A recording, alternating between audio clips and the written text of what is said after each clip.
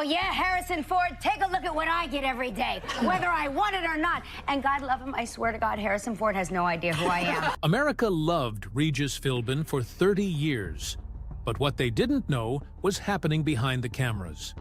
In 2023, sealed court documents revealed that ABC paid $275 million to silence 11 former employees. The money went through a secret shell company. Each person signed contracts worth up to $1 million to never speak about what really happened on set. One wardrobe assistant got $365,000 and lifetime health coverage. When 3 people finally broke their silence after Regis died, the truth was uglier than anyone imagined. This isn't the morning show you remember. On September 10, 1988, something unusual happened on American television. A small local program from WABC-TV in New York, called The Morning Show, suddenly appeared on nearly 200 stations across the country. It wasn't backed by ABC News, nor was it a major network push. Instead, it was a bold experiment that changed everything. The show was renamed Live with Regis and Kathy Lee, and became the first time ABC allowed one of its owned stations to syndicate a show nationally without using its news division. The move came after late 1987 strategy meetings revealed something surprising. Research showed the local version of the show was actually beating NBC's Today Show in its first half hour in New York, the biggest TV market in the country. Executives saw a chance to copy that success across the country. Because it came from the entertainment division and not the news department, the producers avoided costly union rules. They were able to make a full hour of live TV for less than half the cost of Good Morning America. It was a risky bet.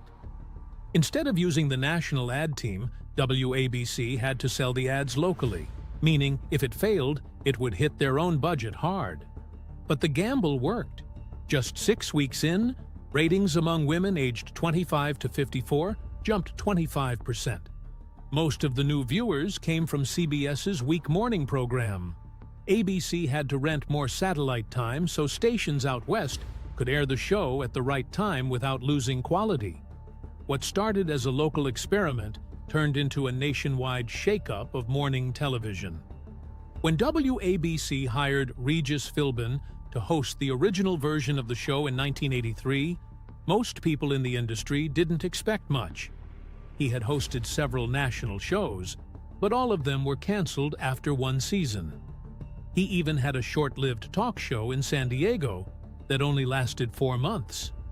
At 51, he had no long-term contract and no regular income. So when he accepted a local morning show with no connection to the network, many thought it was a quiet ending to his career. The station even put it at 9 a.m. to avoid direct competition with Today, trying to protect themselves from another flop.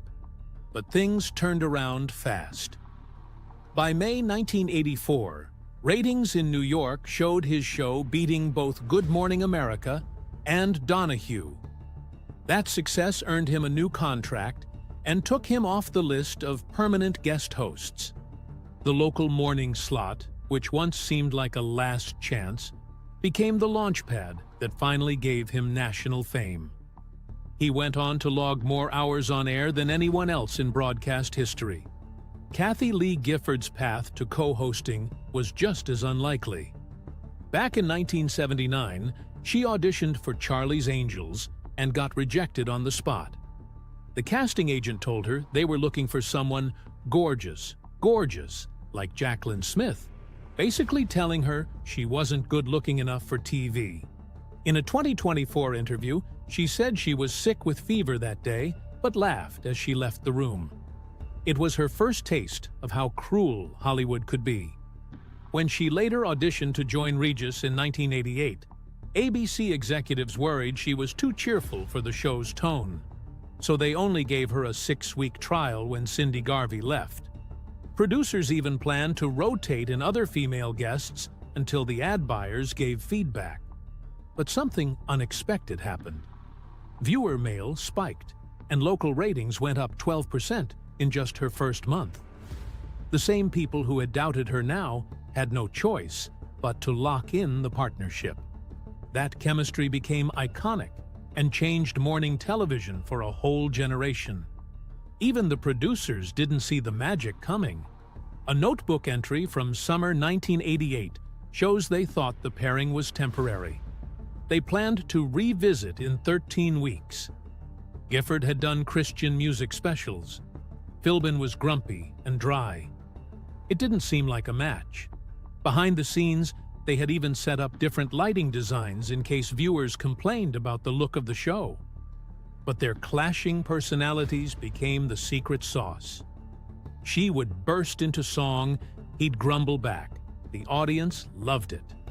The host chat at the beginning of the show, which was supposed to last 8 minutes, kept running longer. But producers let it slide because ratings showed people didn't change the channel. What was meant to be temporary turned into one of the longest on-air duos in TV history. The show didn't just surprise people with its chemistry. It was built on a shockingly low budget. ABC's own records show that the set was built in a second-floor room meant for children's puppet shows. It cost less than $50,000. They reused props from old election sets and bought furniture from thrift stores over one weekend. The ceiling was so low, only 12 feet, that the lighting guy had to hang lights from office shelves instead of a proper rig. That saved another $18,000. They even borrowed graphics equipment from another show and swapped chips manually before going live at 9 a.m. For catering, they skipped in-house services and just sent interns to buy bagels down the street. Regis even joked on air that they survived on sage green walls and Saint Viateur carbs. Yet all of that DIY creativity led to a show that cost less for an entire week than today cost for a single episode. And it still beat them in ratings. On September 5, 1988, Buena Vista Television, Disney's syndication arm, launched the show nationally. It went from airing only in New York to appearing in 124 markets overnight. By the end of 1990, it was in more than 200 markets, reaching 98% of households. No daytime show had ever spread that fast without network support. Disney gave stations 5 out of 7 local ad minutes and covered all promotion costs, which smaller stations usually had to pay themselves. They spent almost $12 million on marketing in the first 18 months, the kind of budget usually saved for big primetime shows. But it worked. By November 1989, the show was ranked #1 among women 25 to 54 in 117 cities. By 1991, top stations were paying $60,000 per episode to air the show, 3 times more than they paid just 3 years earlier. Between 1990 and 1992, Live didn't just win its time slot, it dominated it. Nielsen numbers show that in February 1991, the show averaged a 5.4 household rating and a 22 share in 212 cities. In the key demo of women aged 18 to 49, it hit a 6.1 rating. That was 40% higher than the closest competition, even beating other ABC shows. Some ABC stations had to move their own network programs to protect this gold mine. On February 11, 1998, the show aired a special segment where Regis got a colonoscopy on live TV. That one stunt drew an 8.0 rating and 30 share in New York alone. It was the highest number for a local morning show since the replay of the royal wedding in 1981. When Disney bought ABC fully in 1995, it folded Live into its massive corporate machine. Financial reports from that time show the show making $114 million a year. That included $74 million from ads, $17 million from international licensing, and $23 million from Disney-related promotions like theme park events and cruise packages. Disney used smart bundling to raise ad rates. A 30-second spot that cost $24,000 in 1994 went up to $36,500 in 1997. That 52% increase was even higher than what Oprah or Donahue achieved. In a 1997 earnings call, Disney credited Live with generating over a quarter of all profit for Buena Vista's TV division. By the mid-1990s, the shiny image of Live with Regis and Kathie Lee began to crack. It started in June 1996, when human rights investigator Charles Kernighan exposed a shocking secret. He revealed that girls as young as 13 were sewing Kathie Lee-branded dresses in a Honduran factory for only 31 cents an hour. They were forced to work 70-hour weeks, endured strip searches, and were even hit for talking. Many had to give up their education. The clothes were part of the Kathie Lee collection, which was already bringing in about $300 million a year in sales for Walmart. To make sure the story hit hard, Kernighan sent 2 handwritten warning letters straight to WABC's lobby, knowing Kathie Lee would see them while live on the air. On June 14, 1996, she broke down in tears, claiming she had no idea. Soon after, it was discovered that Walmart had quietly moved production to Nicaragua months earlier, leaving the Honduran girls without 4 weeks of pay. The fallout was brutal. Kathie Lee's Q score, a measure of likability that drives endorsements, dropped from 25 to 14 in just 1 week. Within 48 hours, more than 40 advertisers, including Carnival Cruise Lines, pulled out.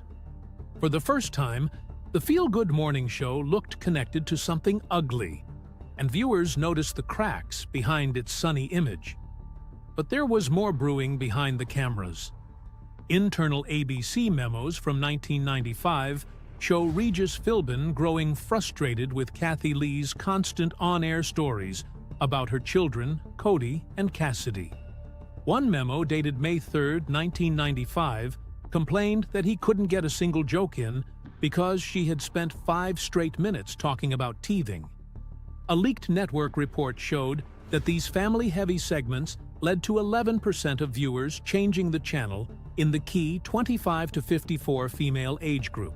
Regis pushed the show's producer, Michael Gelman, to limit kid chatter to just 2 minutes, warning that the show's ratings momentum since 1988 was slipping away before the first commercial break. Although these memos were never aired publicly, reporters quickly picked up on them, sparking rumors that the show's chemistry was not as smooth as it seemed. Then came the scandal that no one could avoid. On May 14, 1997, the tabloid Globe published photos of Kathie Lee's husband, NFL legend Frank Gifford, in a hotel suite with 46-year-old flight attendant Susan Johnson. The tabloid had even paid Johnson and a private detective to secretly film them. They then threatened to release the tape unless Kathie Lee agreed to an exclusive interview. The very next day, Regis had to open the show alone, telling 20 million viewers that Kathie Lee was taking a personal day. She returned on May 20th, spending 11 minutes crying on air and thanking Regis for protecting her children from the headlines. That episode hit a 9.8 household rating, 18% higher than the season average, but it came at a price. More than 4,200 viewers called in to complain about what they saw as voyeuristic misery. Advertisers got nervous again, with Clairol pulling a hair color campaign that cost the show $325,000. Behind the scenes, Regis kept his distance from Kathie Lee, avoiding their usual hand-holding for nearly 6 weeks. Staff noticed the shift, and the once easy banter between the two seemed badly bruised. The tension wasn't only personal. Former segment producer Lisa Birnbach remembered a heated moment in March 1996 when Kathie Lee demanded that boy band 98 Degrees sing 2 songs instead of 1. Regis quickly shot back that if they performed twice, he wanted a stand-up comic on the show to balance it out. By 1997, arguments like that were common. Production notes from the year show 37 guest segments canceled or rearranged after on-set disputes. In one email, Gelman warned that Julia Roberts refused to return after witnessing a host argument. Staff turnover hit 28%, twice the daytime TV average, as crew members grew tired of the constant power struggles. Things got so bad that in November 1997, ABC brought in a conflict resolution consultant, a step usually reserved for primetime dramas, not morning talk shows. Money then became the next battleground. In February 1998, when talks for a new syndication deal began, Regis learned that Kathy Lee was making $7 million a year, $2 million more than him. This stung, given that he had logged over 15,000 on-air hours, a Guinness record, and was credited with delivering the big interviews that affiliates promoted heavily. Backed by surveys showing his popularity at 72% compared to her 51%, Regis demanded pay parity. His agent Jim Grucho pushed for a 3-year deal worth $45 million, along with retroactive parity. ABC threatened to replace him with guest hosts, but Regis fought back, even skipping a May 11th promo shoot, which forced the network to air commercials with only a blurred silhouette of him. Disney's CEO Michael Eisner eventually stepped in just weeks before the July deadline, approving a $15 million per year contract to match Kathy Lee's salary. It raised the show's costs by 21%. Though the deal kept him on air, insiders saw a chill set in. Regis stuck to reading cue cards word for word, avoiding Kathy Lee's ad-libs. Their partnership, once built on charm, now seemed held together by contracts and accountants. When Kathy Lee finally left in 2000, Kelly Ripa stepped in. But her time on the show brought its own struggles.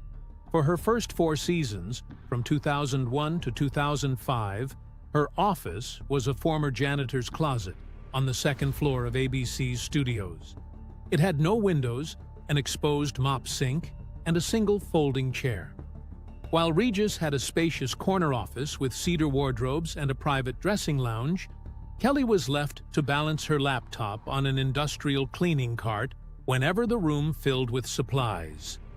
Even when executives finally gave her a desk in 2005, they simply bolted it to the same wall. She stayed there until Regis retired in 2011. Stagehands often joked about the difference, noting that Regis had a gold-leafed nameplate while Kelly had a post-it. Her pregnancy years brought more challenges. During 2001, 2002, and again in 2003-2004, Kelly had to rush up to 8 times an hour to a public bathroom on the 6th floor that she shared with 200 audience members. Meanwhile, Regis had a private restroom just 2 doors from the stage. She recalled throwing up in the sink while tourists wearing INY hats asked for selfies.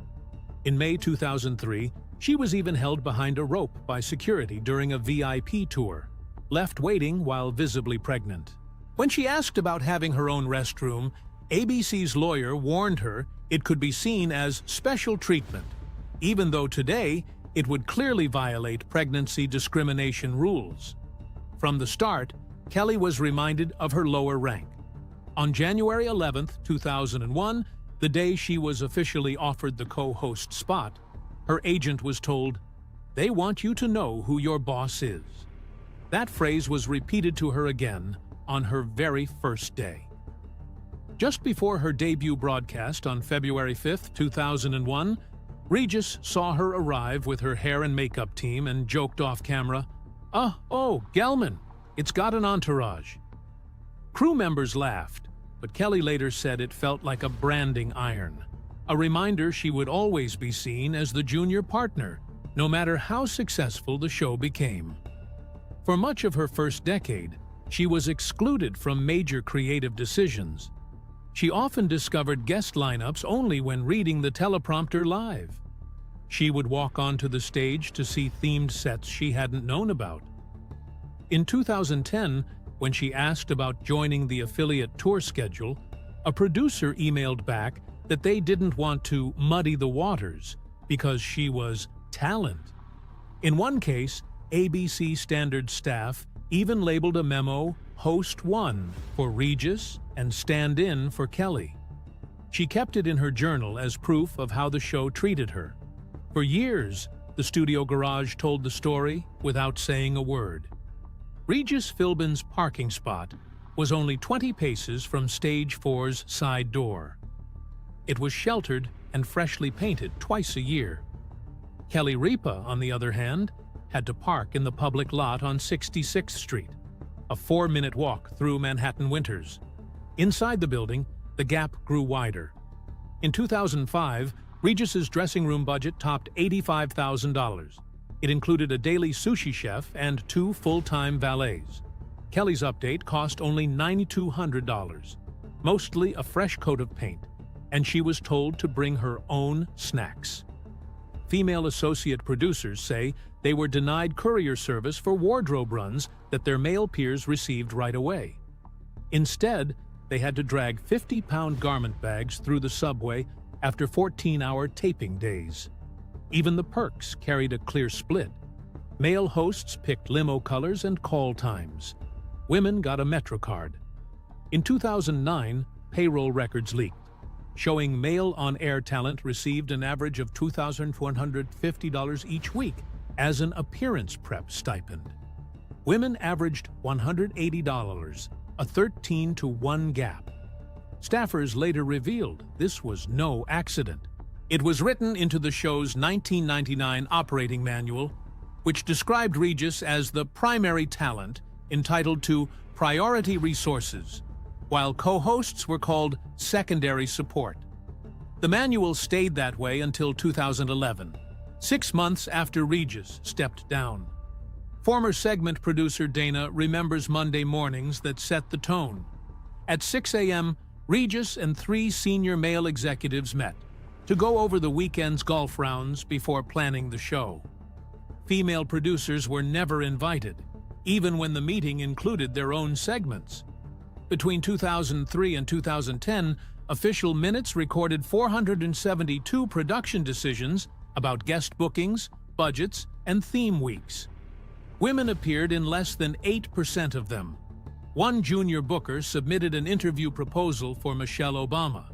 The men dismissed it, saying the First Lady would not score ratings like NFL stars.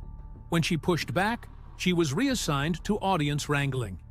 A Harvard study later showed that male-to-male networking could explain up to 40% of promotion gaps. Liv followed that pattern exactly. Between 2002 and 2010, every promotion above line producer went to a man. The exclusion was open. In 2007, a Christmas party invite read, "No +1s unless you swing a 9-iron." Crew members still recall January 12, 2006. During a break, a teleprompter froze. Regis shouted, "Are you illiterate morons?" and slammed the script against a camera lens so hard it cracked the matte box. The studio audience heard every word. A camera assistant named Luis was told to apologize for making Regis look bad. Though the fault was a software glitch, other reports tell similar stories. On April 3, 2008, Regis scolded a 23-year-old intern on stage for mispronouncing Guy Fieri's name, calling him stupid. On November 17, 2009, he threw a stapler that stuck in a curtain inches from a lighting tech's head. Researchers classify these moments as verbal assaults that destroy psychological safety. Several crew members asked for transfers. 2 filed OSHA complaints for continued public humiliation. None were upheld. The network explained the incidents as creative intensity. Internal memos from ABC's 2017 lawsuit show how carefully the publicity team prepared when TMZ reported harassment rumors on May 4, 2011. A 27-page message discipline playbook split every possible reporter question into green, yellow, and red categories with scripted answers. Executives rehearsed response timing.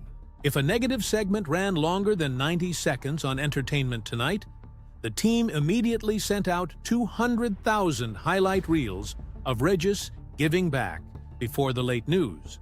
Tracking sheets show the plan worked. Nielsen ratings for the week of May 9, 2011, dropped only 4%, about half what ABC Research had predicted. One clause in the memo warned staff not to mention Regis's pending contract expiration. Executives believed the idea of turnover caused bigger rating drops than misconduct stories. By mid-June, the memo declared success, noting ratings stabilized and urging a shift to the narrative of national treasure fatigue. In April 2023, sealed ledgers surfaced during ABC's discovery process. They confirmed what insiders had whispered for years.